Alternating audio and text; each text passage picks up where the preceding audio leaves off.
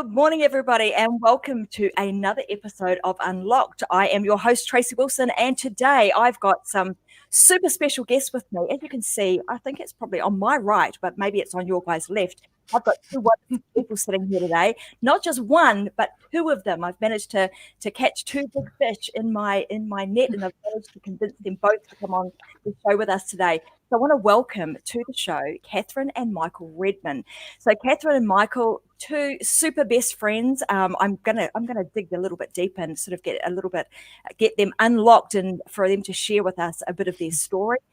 Also, they are the husband and wife dynamic duo that are part of a dynamic brand called Half a Bubble, or Harbo, as they like to call it. So they're a marketing and consulting firm. They've been around for quite some time, so they've got a lot of skill, a lot of knowledge and experience under their belt. So what they do is they actually help people build their business that is fueled with purpose, passion, and provision. And they help you to build really successful and profitable companies. So I'm going to sort of unlock a lot of their secrets. We're going to delve deep into both of those. And as you can see, I'm looking at their guys' setup and it's pretty schmick. So both of these guys are very well-seasoned podcasters and show hosts. So I know that we're in for an absolute treat having both of these guys on the show today. They're coming at us live. So as you guys know, I'm coming at you live from the Gold Coast, Australia. These guys are in Chico, California, where they absolutely love going to work every single day. And probably that's because they have adopted their own strategies of creating this really, profitable and purpose-driven business that is building a legacy. And like I said, we're going to unlock a lot of that today. So welcome, guys. Welcome to the show. Great to have you here, and great to also have all of our guests here who are joining us right now. They're all starting to dial in. Thanks, Tracy. It's great to be here. Yeah, it's We're really excited. fun. We would say good evening from Northern California. I know. It's like I'm in your future, right? So if you come to Australia, I can tell you all about what's going on. And unfortunately, 2020 is throwing a few, through a number of punches in a number of different directions, and really, beaten up some businesses and people over the last few months. So I know that through the show, we're going to be able to, help people really navigate some of that and learn how to build this business that's got some passion. And I want to talk a lot about this provision that you talk about. And also, I saw on your website, I want to ask you some questions about, what did you want to be when you were growing up? Because I know that is a question that you ask a lot of people. So, guys, I just want to give everybody a bit of a really quick rundown, and I'll do this real fast. But we are live now in about 5 different places. For those of you who are inside of the Success Secrets for Business, Family and Life group, welcome. Love the fact that you guys join us every single week on the show. If you are not inside of that group, I would highly recommend that you go and find us on Facebook. It is Success Secrets for Business, Family and Life, and that you tune into all of the shows that we have on there. Not just my show, but there are a number of other experts that also run shows on that digital channel. So just want to make sure that you guys are aware of that. And of course, you can also download the Unlock with Tracy Wilson podcast if you prefer to listen. So let's get stuck into this, because these guys, like I said, have got a wealth of knowledge, and I want to make the most of the time that I have with them so that we can go through as much as we can, particularly around, they've also got a book, and I'm going to share the link for that book a little bit later in the show so that you can make sure that you also connect with them and get a copy of their book.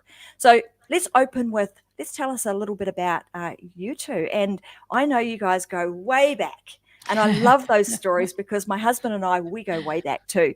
So tell us how that all sort of happened and how you ended up in the business. And half a bubble out. Like, tell me about that. I'm intrigued. So many stories to be had in that one list of questions. Where are you going to start? Right. Start at the very beginning. The very beginning. We went to the same elementary school together. We did, yeah. So primary and around some places in the world, I guess it's called, 4th and 6th grade, we were in a play together. That's where we first ran into each other, The Hobbit. And and then we just kind of grew up in the same town together after that, getting to know each other in high school. But we started dating. We were friends in college, and then we fell in love somewhere after college, after all of that happened. And just, it was kind of one of those weird things where you don't ever think it's going to happen. And then all of a sudden you stumble over falling in love. And that was 30 years ago. Yeah. If you would have told me that I was going to marry Kevin Redman, I would have been like, no, you've read the wrong future. That is not going to happen. So I wasn't. And here we are. We've been married 27 years and we did several things before we started the company. And then we started Half a Bubble Out in 2004, which was about 18 years ago. No, 2002. And so we've been at this for 18 years, growing companies and dealing with challenges. Went through the Great Recession, came out of the Great Recession, survived the Great Recession, hit several other aspects. So coming into COVID and anything else that the economy seems to be throwing at all of us in the world, it's just one more thing of, you just, this is what you do as a business person. You, as an entrepreneur, you take the challenges, you try and find the solutions, you try and be wise and buckle down, and then you just make sure that you're not doing it alone. You find other people that you can build community around, because if you're doing it alone, you're setting yourself up for a lot more challenges. So we've talked about that a lot. It sounds like you talk about that a lot with just even your intro, talking about the communities and the different people. And it's just so critical. I was just on a call before this with a small group of folks that were together around the world, actually, and just trying to go, okay, how do we address this challenge that we all have, and how do we brainstorm through it? And I love it. It's fantastic. So I'm going to chime in because he did not answer the Half a Bubble Out question, and you cannot leave that one left. I knew. Well, I think it's got to be answered. You have to answer it.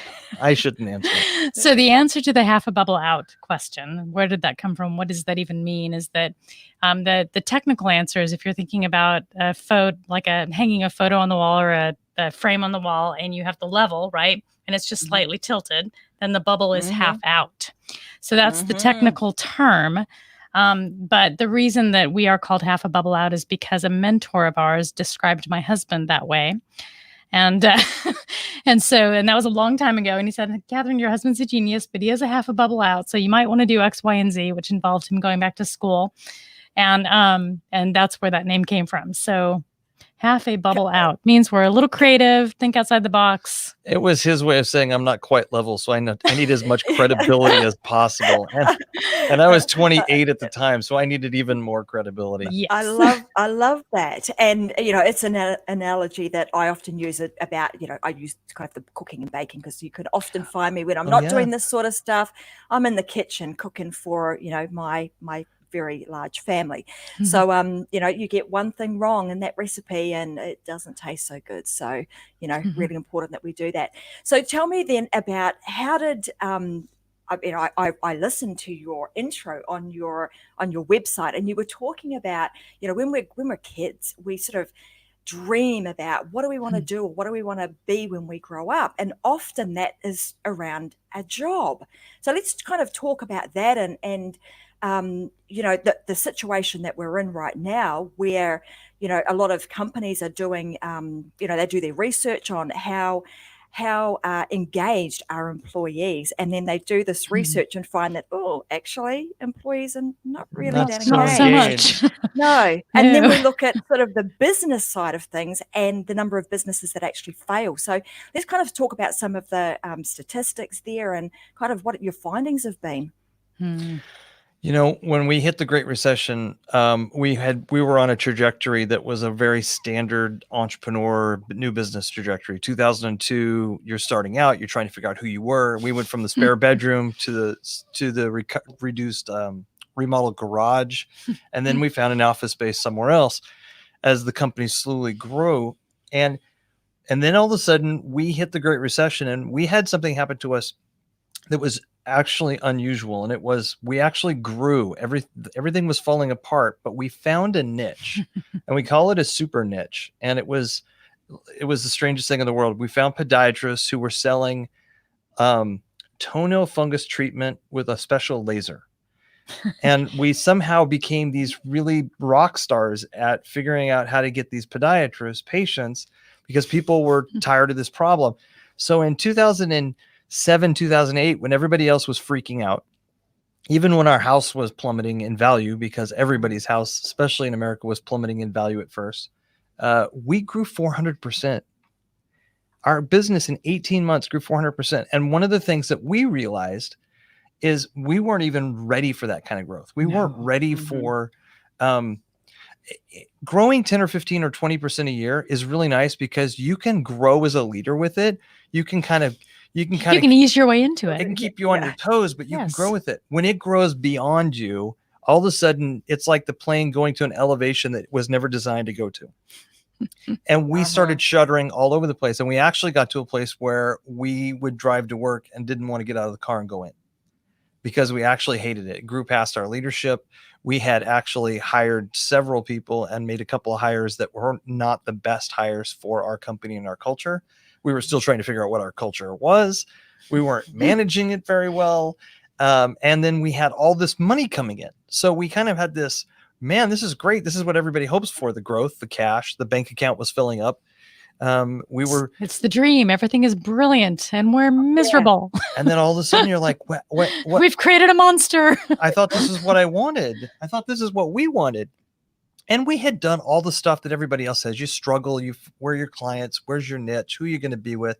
And we were growing and struggling and doing the new things. And now all of a sudden we had new struggles. And going through, how do you start a company? How do you get that first elevation as you're growing? And then all of a sudden encountering this big boost, we had to reinvent a bunch of things. And we actually thought about, should we close the company down? We were that miserable.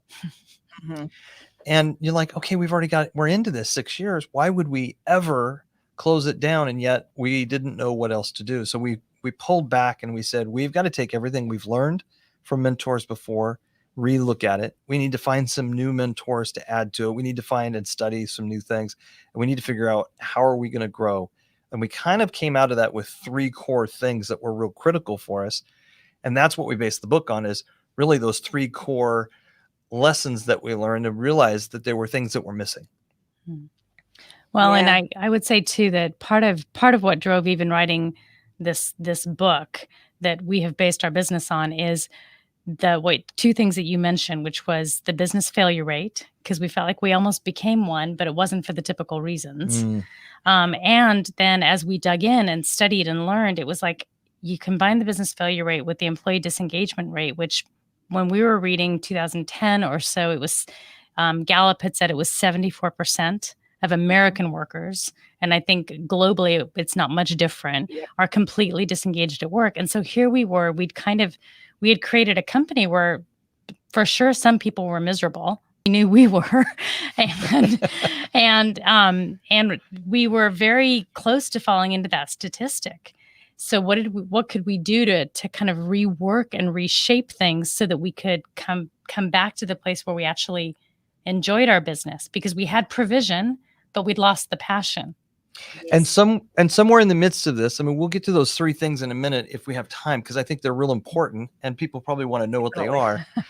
But this whole idea for us of, we pursued our dream as an entrepreneur. Look, we want the freedom. We want to have time with our family. We have 1 child, our daughter, and now she's almost 25 years old. And she was just, 18 years ago, she was a little tyke. And we wanted to make sure we didn't screw that up royally, just running a business. Because we only had 1 chance, And so we were like, okay, what do you do? How do you create financial success? How do you create all the provision you need in life to meet all the bills of today and the dreams of tomorrow? And then when you do that, how do you make sure that you're doing something that's fulfilling and enjoyable? And we kind of settled on that word passion, but so many people don't like it. And I think it's fair. And I want to clarify what we mean and what we don't mean. We don't mean the flitting passion that somebody says, I've had 10 jobs in the last 12 months because I thought I loved it. And this was my passion. Find my passion. And they keep chasing it. That's not it. It's when you use your gifts, your talents, your skills, when you find something that is interesting and then it has purpose and meaning, and you kind of throw all that together. You said earlier, recipe. I love to cook. And when you put it in the right order and in the right ratios, you can have something that what it does is it kind of self-generates passion out of it. It's a pleasure and a fulfillment where you're like, okay, because this kind of passion is the type of thing that says, I'm willing to suffer. I'm willing to sacrifice a little bit to get what I want down the road. Now I'm willing to give up some of those things or do some of the hard stuff. And when we call it that, there's very few people who wrestle with passion anymore, because what we're talking about is a deep fulfillment, not something that's a shallow, flittering thing like Tinkerbell. Mm-hmm. And, that is, to me, that is something that now I teach. And I think we get to this point after you've done this a number of times, right? You kind of, the penny drops and you go, oh gosh, what I really should have done. I wake up one day, I don't enjoy working with these people anymore. I don't enjoy this monster, this beast that I've created. And you have the benefit of hindsight where you go, man, if I could do that, if I had the opportunity to do this again, maybe I would have created this a little differently. Maybe I would have had, taken some real time to think about, who do I really want to work with? Who do I want to wake up every morning and actually be around? What sort of culture do I want to create? What is my vision? What type of leadership do I want to create, et cetera, et cetera? And when you start doing that right from the get-go, all of a sudden, like you're talking about, you just, that momentum builds, and no longer are you at surface level with the passion that you're hoping that it's lust and it will, it won't wear off, but it's this true deep sense of love that stays around for, from elementary school right the way through to, the time we jump through other boxes. So, that is the, that is what we want to do. And I love the fact that you're talking about that, because it isn't something that is spoken about a lot. Well, no, it's not. And I think, sorry, no, I think go that, ahead. as we went back to that place and we had the blessing of a little bit of time to do some reinventing, we really did say, okay, we don't have a business model, right? Mm-hmm. So that whole idea that, like, you start with vision, and then vision's in the middle, and then there's leadership, and you've got to deal with management and operations, and you've got to deal with marketing and sales and finance and culture. All these pieces have to work together if you're going to build a solid company. And we only had little bits and parts of that. So part of one of the three things we really needed was an actual business model that we could follow to make sure that we understood and were working on all of the key parts of being successful in a business. Yes, well, it's having that holistic approach, right? Yeah. Absolutely. Approach. And when you start, you know these things. I mean, you kind of know these things. There's nothing. I don't think there's any magic. Wow, I never heard that before in this book at all. It really was for us taking a lot of the core things, making sure that they were in a system or a plan that you could actually use kind of as a checkbox for yourself. Am I taking care of this? Am I paying attention to that and not get off track? We found a long time ago that, that whole idea, and I don't like to write things down. I love to spend time keeping it in my head and throwing it around, everything like that, but I lose track of stuff. And I realized that when we worked with our clients, when they wrote it down, they started thinking about it more. So let's at least be high level and go, what is it that you're trying to do? What is it you're trying to accomplish? Are you working in these 6 areas successfully? And if not, you need to go back and make sure that you're ticking the boxes and doing some stuff so that at least you're bringing it up in a balanced way, as opposed to jacking up one side of the car and you're leaving the other one flat on the side. And so we started working on this and working with our clients and working with ourselves and realizing that is really, if I'm going to make the most out of every day, out of every hour, and I'm going to enjoy it, I want to get some meat. In airplanes, the propeller cuts through the air. When you're sailing, you've got to cut through the water, and you want to get some traction there. And that's what this does, is when you have a clear and holistic plan, it just helps you do that. And it's amazing how many people know these things and don't do them. Yeah, well, it's really interesting too, isn't it? Like, a lot of people will go through, a lot of the mistakes that people make is that they don't have that solid plan. And then they start to overestimate what they can create in one day, and they underestimate what's actually possible in a year or 2 years or even in a month. But it's because they're sort of meandering along, hoping like heck that, they hit all the right points and that they're going to get to their outcome. And often what happens is they meander along, and their goal is actually sitting over here to the right, and they end up way off track on the left and then wonder why. So having that, that really solid plan and a really, good understanding and idea of where you're heading with your, that holistic business model and the goals set very clearly with that vision that you talk about is super important. Yeah, well, and it's interesting. It sounds a teeny bit cliche, Tracy, but in some ways, we wrote the book that we wished we would have read before we started the company, right? It was like, if we could help you avoid the mistakes that we made, and we could help you think about not having to choose between your passion and finance, it's not passion or provision, that actually to be sustainable, both of them have to work together. So if we can think about it through that grid, if you're going to have ultimately profit, purpose, and legacy, then you need to be working in something that gives you joy, but you also need to be making money. Otherwise, it's just a very expensive hobby, right? So having both of those working together, so it's the passion, provision sort of grid, and then the holistic business model to say, let's make sure we're working on at least these 6 core areas. And it's not, we'll say it's not the only business model. It's just a business model, but you need a model. You need something that reminds you that there's more to it than the thing you're good at. And what's interesting you guys will unlock and tell everybody what these 6 things are. But when I was looking at them, what was really interesting is that within those models, they are the very things that are the reasons that most businesses fail. And you alluded to like you mentioned earlier, this whole, thing around growth. And as much as we think, oh, wow, things are going really well, I've got a lot of profit coming in, but all the while, we're paddling like crazy and actually stressed out and not enjoying what we're doing, is because you don't have that operating system sitting around that enables you to bring in more of your clients, put them through a system and a process that you're able to manage and able to manage that growth, to give you almost a little bit of breathing space to enable you to grow your leadership with the business. So let's talk about, because now you've kind of let the cat out of the bag. I know I've picked up 3 things that Michael had mentioned earlier, and Kathryn, you've mentioned them now, but the 6 things that you cover that are inside of the book, because I think they are extremely important. Well, the first thing is the vision. It's at the center of this wheel we've created. And when you're talking about the 3 things, vision's the first, the holistic model's the second. We'll talk about the third in a minute.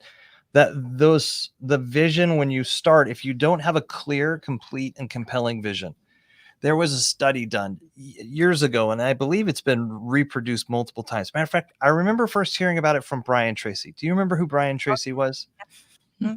Kind of one of the grandfathers in sales and marketing of the last 50 years. And the study that he was talking about was those people who put together a business plan and put it in the drawer and never look at it again are more successful statistically when you look at the company in 5 years than people who never did a business plan and wrote it down. And this idea of having a vision allows you to go through that exercise, if nothing else, to go, where am I going? What's the purpose of what I'm doing as I'm going there? We call it a core purpose. We take it from good to great. We didn't invent it. It was already amazingly articulated of companies that did multiple times the market. And so when you have a core purpose of this is what we do for a living, Disneyland makes people happy with wholesome entertainment. It's that simple. Are there other companies that do that? Yes, because that's not your distinctive, but you know what you do and you stick with it. The next is your core values. And then the next chunk is, where's that North Star? Where are you headed? And we believe that it should be a big, hairy, audacious goal, something so big that it actually is worth going after. It may take you 10 to 30 years to accomplish, but it's worth throwing your life into. And it gives everybody something to go, hey, we're working towards something. So it allows you to focus yourself. It allows you to focus your team. And you're going to need a team, because if you're going to go after anything significant and worthwhile, you can't do it alone. You need people along with you. Yeah, so it starts with that vision. It goes to leadership. We'll talk about leadership in a minute, because it turns out leadership's the really big core third thing. And then we go into management and operations. You've got to know the operation side, and you've got to be able to work with people. Leadership is really high level. It's about knowing what that vision is. Vision is the first step of leadership, and it's about who you are as a person and growing. But management is that day-to-day, how do we implement the plan? How do we make sure we're staying on top of it? So many leaders don't want to do that. They're like, look, you're wasting my time. And I tell them, no, your employees aren't wasting your time. If they're blowing it, maybe you hired wrong or you didn't train right, but you've got to manage and inspire them. You've got to be the leader of a team. And then you go into marketing and sales and having a clear plan on that, because so many companies, they have entrepreneurial seizures. They start these companies. They don't know how to get customers, and they don't know how to have a repeatable process. Or they're really good at getting customers, but really bad at keeping them. Oh my goodness. So they have a leaky bucket. So we want to shore up all of those areas. So marketing and sales. We go into finance. Oh my gosh, Tracy, how many people have you worked with who are scared of their finances? They don't know how to read their reports. Yep. They don't look at it until it's tax time. And the only thing they're measuring is whether or not they feel like they have money in the bank. And then they forget about that thing that they already paid. So finance is a big one. Some of the CFOs we interviewed for the book, one of them said, I have so many clients that they work with different organizations that say, I have money, the books say we're profitable. Where's the cash? They don't even understand cash flow. And these are people with multi-million-dollar companies who still don't understand where their money is. And because the books say I'm rich, why doesn't my bank account? Yep. And then the last one is culture. So really being intentional, right? Just with the recognition that culture is going to happen. Stuff grows with or without your intention.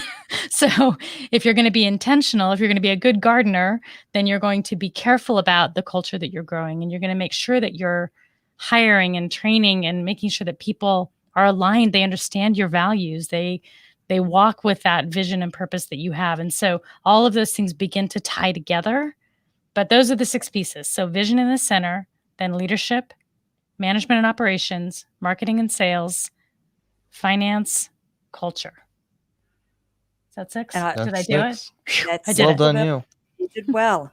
So, and I want to talk about this piece, leadership, because it is, that is often, and certainly I've seen this. So my background, just so you guys know too, I've come out of banking and finance. So I was a regional manager of a bank. Okay. So this, the whole piece around the finances, oh yeah, I'm hearing you. And that was actually one of the key reasons that I went off and decided I would start my own business and teach, have taught a lot of how to read your balance sheet, what are the things you should be looking for, how do you implement KPIs, all of those sorts of things, because as my clients, when I was in banking, would come in, my role was actually to either approve or decline loans.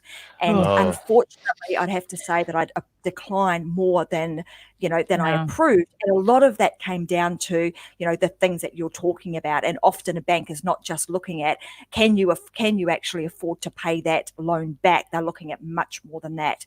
And all the things that Michael and Kathryn are talking about, guys, they're actually all of these things. So, it makes it worthwhile for you to have a handle on all of these 6 key areas.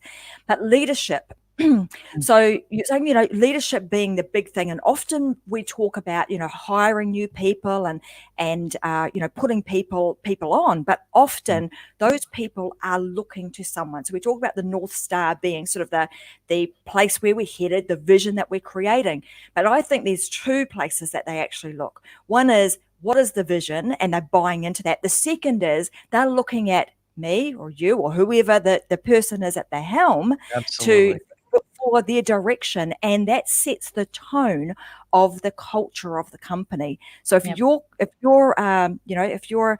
let's call it, you're slightly off center, you're half a bubble out. Off level. Yeah, then as far as your leadership is concerned, then that's probably going to ripple effect down your team, and it won't be just one half bubble out. By the time you get to the person further down the chain, you're a whole 6 degrees off, and all of a sudden your picture's sitting on the wall, looking very crooked and extremely annoying. That's why we hire people who aren't like us, Tracy. Yeah. Well, and So you're right. funny. With leadership's critical. I heard it said once that the CEO is the chief culture officer.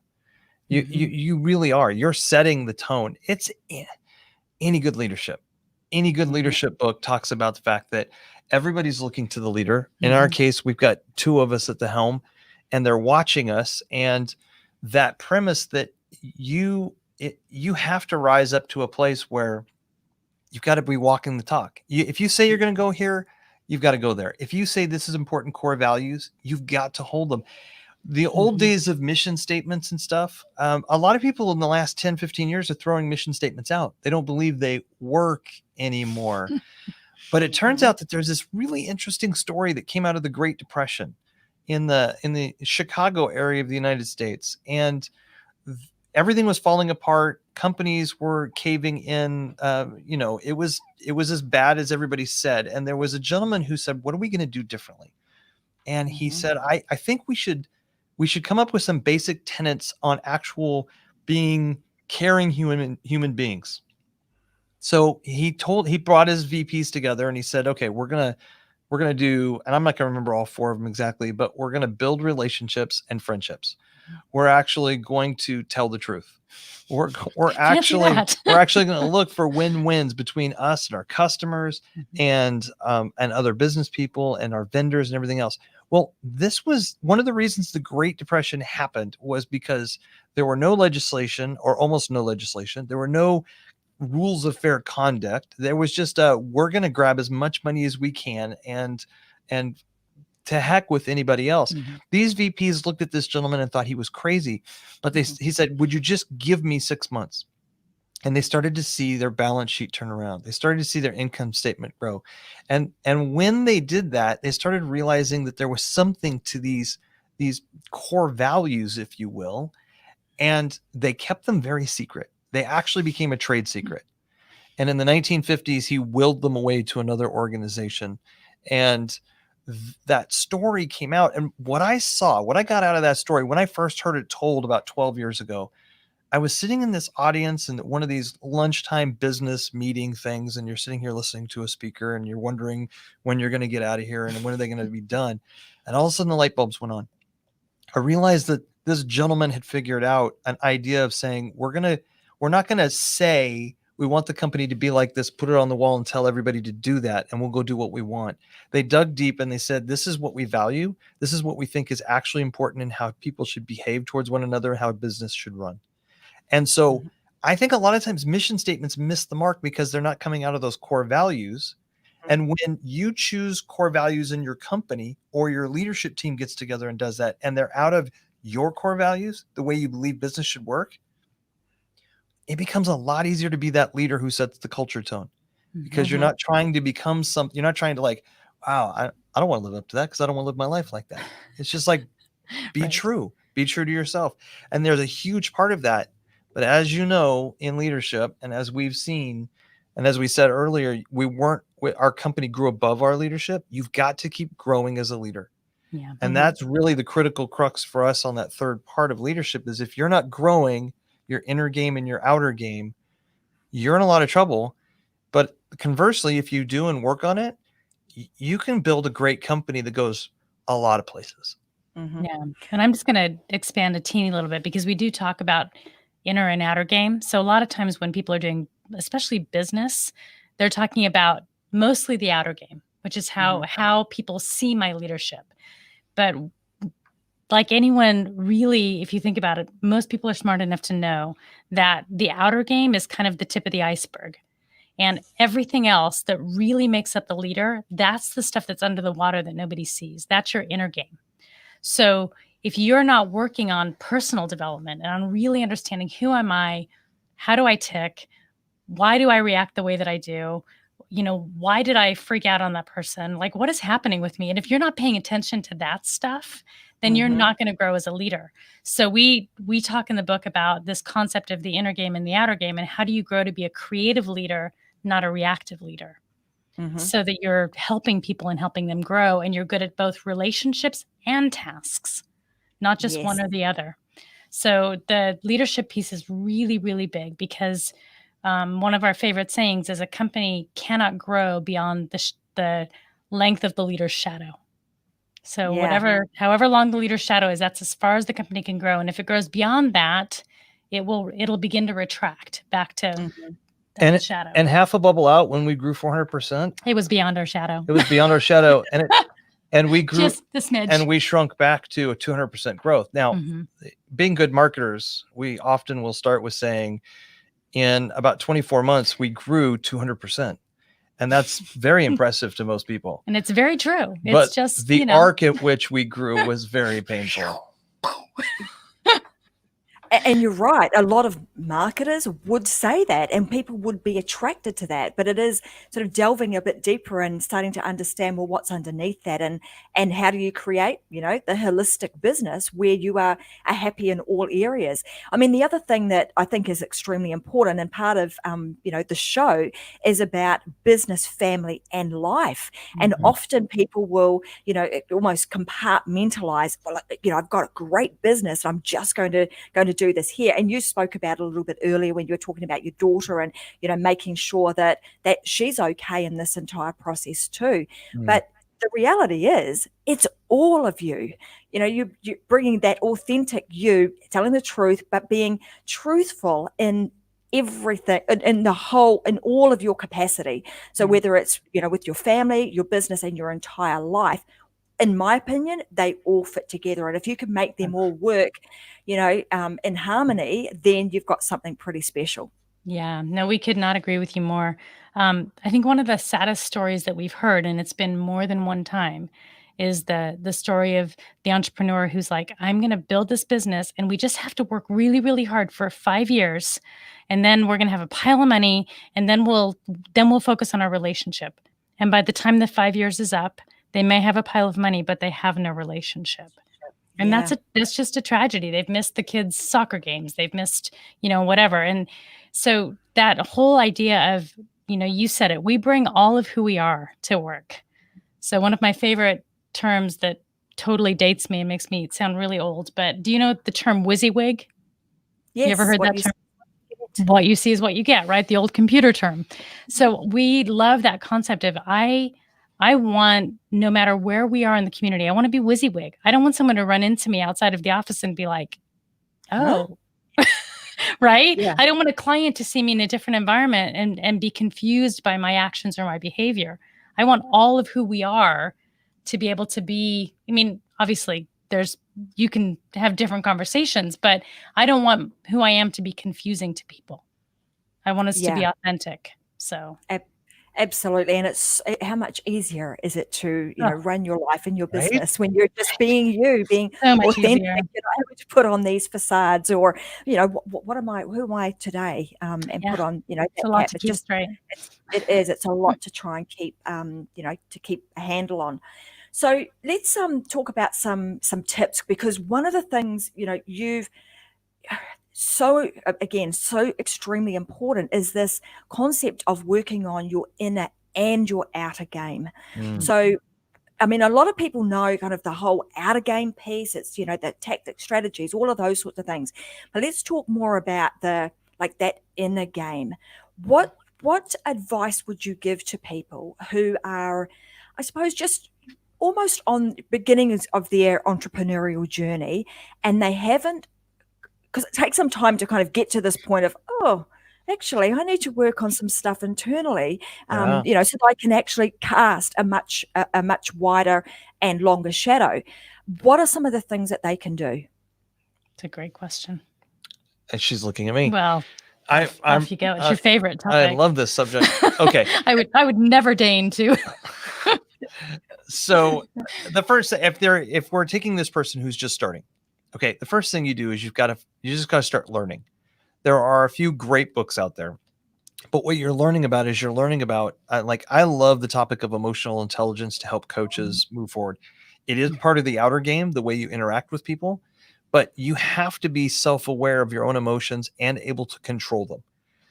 I was mentoring a guy years ago, and he was telling me about his journey, and he'd been with a counselor, and she gave him an 8.5 by 11 piece of paper with probably 70 different emotions on it. And she said, "Which one do you feel right now?" And he said, I sat there and I stared at this piece of paper, and I couldn't tell her which emotion I felt.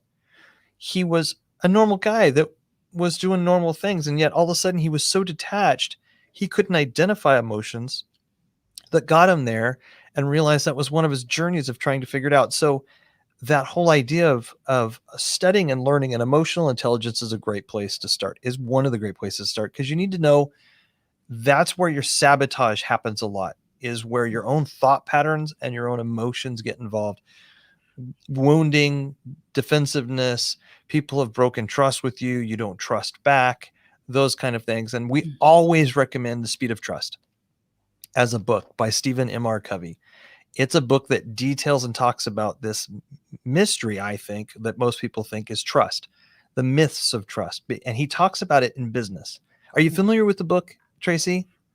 I'm familiar with Stephen Covey, but not that particular. So this is his son. So Stephen M.R. Covey, and it's The Speed of Trust, and it's the best breakdown of trust that we've ever read, and we recommend everyone that comes through, everyone has to read it. It's like, this is your first book. We'll make sure we get that into the comments so that everybody would be fantastic. can. I mean, it's almost as good as Fulfilled. Almost. No, kids, probably. We'll put that one there too. Might be better. And what we're talking about is, if you're starting on that journey, it's a great place. So you want to start with learning. The next thing I think that's absolutely critical is having a community of people around you that are like-minded. Finding those people that say, I want to grow. I believe that growth is, as a leader, is important, and I'm pursuing that in my life. So then you can have conversations about, how did you overcome this? What book did you read? What was that important? Well, I just really blew it with an employee recently. What do I do? And I think that that's phenomenal, because you start taking that and it starts becoming a discussion. And there's an old proverb that says, we become who we hang out with. Mm-hmm. And if we hang out with people who are those genuine, authentic people who are pursuing their dreams and goals in business and everything else, there's a good chance that we're going to become like them, because we're rubbing off on them and they're rubbing off on us. But then we take it to the next level and we go, okay, you need a coach. And Kathryn and I both do leadership coaching as well as consulting. And coaching, we kind of take a path that we were taught by a mentor of ours. That coaching is, a lot of times people say you just ask questions and pull things out. But we really do combine a combination of mentoring and coaching, a mentoring and question asking. Because sometimes I can ask you questions all day long, but you may honestly come, I don't know. You might be stuck. Or your answer may be wrong. And I know some people aren't going to like that, but like, the fact is if you don't know how to define what a balance sheet is and what it does and how to read it, it's not open to interpretation. It is what it is. So there's that place where a coach is going to help you read. You know, we say you can't read the label from the inside of the bottle, and you need somebody that gives you that outside perspective. And when you really combine a philosophy of learning for that self-development, a community of people that you can be authentic with that are pursuing growth also, and a coach in the midst of that, then you have something that's pretty strong. But there's a fourth piece in that growth that is probably as critical as all those other three, and it's allowing people to hold you accountable. Yeah. You know? Oh, yeah. Because it's nice to hang out with people. It's nice to have a coach. It's nice to read a book. But if you're not willing to say, if you're not allowing to let people call you on the carpet, I got pinned at my coach last week, who's a dear friend at this point in life. He spent 35 minutes nailing me to the wall. And I didn't really appreciate it.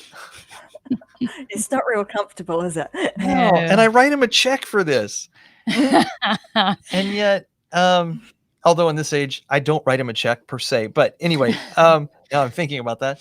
And yet he's like, if you keep growing, even those of us that know these things, he says, if you keep going in this direction, you're headed towards burnout. There's just been some natural deductions from your bank account, from your gas tank this year. Lots of big projects at work, launching a book, managing through COVID, living in the midst of COVID globally. And he says, you've got to do it. And the next time we talk, you've got to be able to say, I'm making some changes. And these are the things I'm going to do for my own self-development and growth. And I'm like, and the thing I hated the most about it, Tracy, wasn't that he was right. It was that I know this. And I teach it. I coach people on it. I get to be the one that holds them accountable and sticks the finger out. But I needed it. No matter what level we are as leaders, we need that accountability, that community. Yeah. We need somebody that we're willing to trust to speak in as a coach, as a mentor, and we need to be actively learning. And I think that's how you really say to that person who is just starting out, here's a path you could follow with those 4 pieces. But then I really do think that for those of us that are more senior in years and more senior in development and are leading, those are good just reminders. Yes. Yeah. I couldn't agree with you more. I mean, the moment I got myself around the right people, and at that time, I remember a few years back, it was a big investment for me. In fact, I joined a group that was in the USA, and I'm here in Australia. So not only was my commitment to joining that group, but it was also committing to flying back and forth constantly to up my game, to cast a bigger shadow, to get myself around, people who were at a higher level than me. Because what does that do? Well, when you all work together, you get to rise all ships together, so it's super, these things that you speak of, as much as you alluded at the beginning, it's not rocket science, but the fact is that most people don't do it. Like, it's sometimes the most simplest things that we go, okay, we know we should be doing that, but we don't do it. And often that's where a coach can come in and, like you say, kick your backside when it's required at times. And but on the flip side of that, as the person who is, we've got to be coachable. So being somebody who is prepared to get that sometimes harsh and hard feedback, take it on board, not take it to, not get all emotional about it, which is where that book, I think, will come in extremely handy, is being able to, temper our emotions, understand where they're coming from, understand that the information and the feedback we're getting is coming from a good place and is for the betterment of us and our business. And when we can look at it from that, from that point of view, then you've got, you really do put yourself in the best possible place for allowing yourself to have that continued growth. Yeah, that's good. It's really good. I think the other things that we've done a lot of, and you don't want to overload people, but there are some basic, even just personality tests that I think also provide some great values. So we're big Myers Briggs fans, but like understanding how you're put together as a leader, as a person, kind of what your makeup is. And then learning some of those things, the discs, strength finders. I mean, there's just some great stuff. Even, what's the Enneagram, right? Yeah. And, there's just some. Everybody in the world's hot on the Enneagram right now. Right. Well, Enneagram. on our website, we also have, and in a book that we've got coming out very shortly, it is about how to find your inner genius.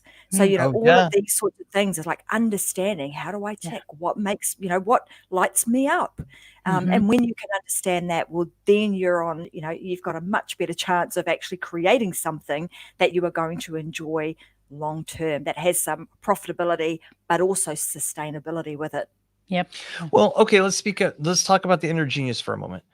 Yeah. If you don't understand what your inner genius is, if you don't understand what makes you tick and those places where you thrive, and there are going to be the most rewarding, and you're going to have the biggest contribution.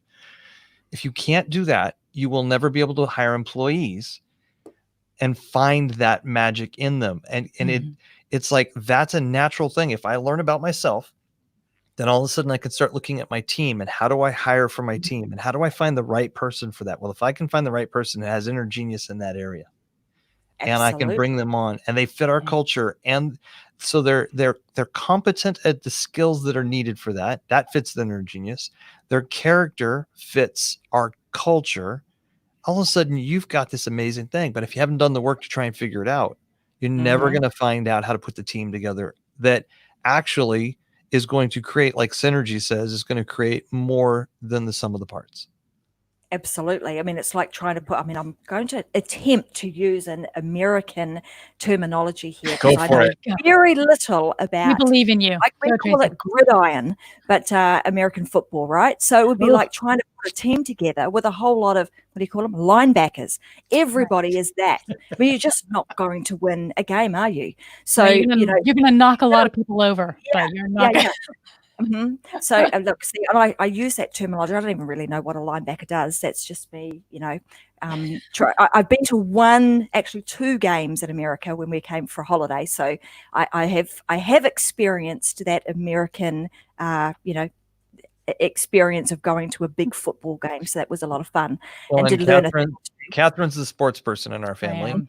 I'm a big National Football League fan. I had to learn to watch football every week when we got married. That was part of my confession as getting married. I will watch football. Netball or rugby league. Well, I could probably talk about all of those all day, but when it comes to American sport, ice hockey and gridiron, I'm not that familiar on it. But anyhow, that is the case, right? So you need to understand, like, who am I? What is my inner genius? How do I identify that in somebody else and align that with, do they actually buy into my vision? Have they got the right skill set? And do they fit our culture? Well, now we're talking. Now we've got somebody who is probably going to, hang around and be a really nice complement to our team. Yeah. And those people are amazing. I mean, the people on our team, that we have now, it's astronomical. And the years they've been with us, so the amount that they bring, they're not getting stale on the shelf. They're not becoming these people that are just like corporate, minions. They're people we can trust. They're people that when we're off doing speaking engagements or we're off working with clients in other cities, they're people not only that we know that, the place is going to run great, but it may run better without us because they're just that tuned into everything. And when they come to a decision, I love it when one of our senior leaders, she comes to me periodically and she'll go, okay, I had this conversation. This is what I said. Before I answered them, I thought, what would you say? and I'm like, I think this is what you would have said. And it's like, yes, it's exactly what I would say. That's exactly what I would do. That's how I would deal with it. And if there's any coaching, it's like, and maybe I would have hung up on him faster, but I own the company and you don't. So it's amazing when you have the right team. Absolutely makes all the difference. So before we wrap up today, because I feel like you and us, we could just have a conversation that goes on for hours and hours. But we have a show that has to end, and unfortunately, and we've got another lot of people that have got to jump on and do their shows. So, but before we do wrap up, there's a few things that I do want to ask you about, because I do not want to leave today without all of our viewers understanding what tell us about Harbour Village. So our main company is Half a Bubble Out. Hey. Okay. Yep. The main company is Half a Bubble Out, and Habbo Village. Habbo is an acronym for Half a Bubble Out. Yeah. It's the training arm of the company. So we've written the book. We have a course on the whole passion and provision strategy and those kind of 6 core pieces. So the Habbo Village is the place that we do our training world. It's where you can join in. You can get any of our smaller trainings, our larger full course on passion and provision, and our community goes through there. And it all came really short. It came from a vision that someday we want to actually build a full village where we can have people actually running around, running businesses, so that the communication, it's that team and that community, actually they're getting coached and everything in live time with their employees, and they're all in the same village. Who knows if it will ever happen? I love that concept, and that is so with my culture. So I'm originally from New Zealand, and our culture talks a lot about creating a village, right? Mm-hmm. So even when you're bringing up children, we talk about the fact that it requires a village to bring up a child, a whole community to do that, to bring up a, well-rounded, well-grounded, child. Same concept, right? When we're birthing these things, it's like your business becomes your baby. So makes a village to raise a business. It does. It takes a village to raise a business, and all of the chiefs and every other cook in the kitchen that is required to make every component of that that operation work well. The other thing is, you guys with the book. So I want to make sure that everybody is noticing this. You probably are. Running across the bottom of our screen right now is where you can get a copy of the book Fulfilled. So go to www.fulfilledthebook.com. You can pick it up today for $10, and have a really good read of it, because, like Kathryn said, it's better than that other book she mentioned. So have a read of that, and then go and get the other Stephen Covey book. So it's also on Amazon in Australia if you are an Amazon person. Beautiful. All right. Well, there you go, guys. If you're in Australia or New Zealand even, you'll be able to pick it up from there. But I want to thank you guys so much for being on the show with me today. It has been a heap of fun. It's nice when you get people that are on, same wavelength and singing from the song hymn sheet, so to speak. So loved the fact that you guys were here. Love your concepts and what you're talking about. And I hope that you will be back on the show again, sometime soon. We're guys, and if you want to be on the Unlock show with me, you need to head on over to the metadimedigitalco.com website page, and you can make an application. And we're pretty full up for the rest of this year, but get on that waiting list so that I can get you on the show, because I'm sure that there are loads of people in our community that have got great things to share, and that's what this is all about, is helping people with a platform to share your message and your knowledge, because there are people out there in this world right now that need to hear it. So thank you so much again for being here.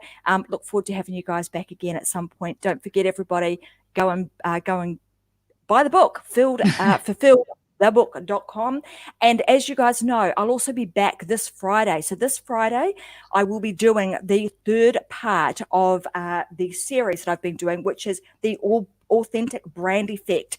And what I've been doing with that particular series is actually teaching you guys how to go from an unknown expert, or teaching you the tools, the things that an unknown expert or entrepreneurs are doing that are helping them to find connection that helps them build profitable authority. So this week is the third one in that series, and it's going to be all about creating revenue generating content. I'm going to share with you the types of content that you need to create that actually helps you to attract and prime your prospects and your buyers. So if that's something that you want to do, then I would recommend that you join me on the show on Friday, 10 a.m. Australian or Brisbane time, and we'll make sure that we get through all of that content for you guys and share some really great value with you. But for today, that is it. Thank you so much for watching the Unlock Show. I'm Tracy Wilson, and as you guys know, there is just no other way but to live your life unlocked. So see you again on Friday. Bye.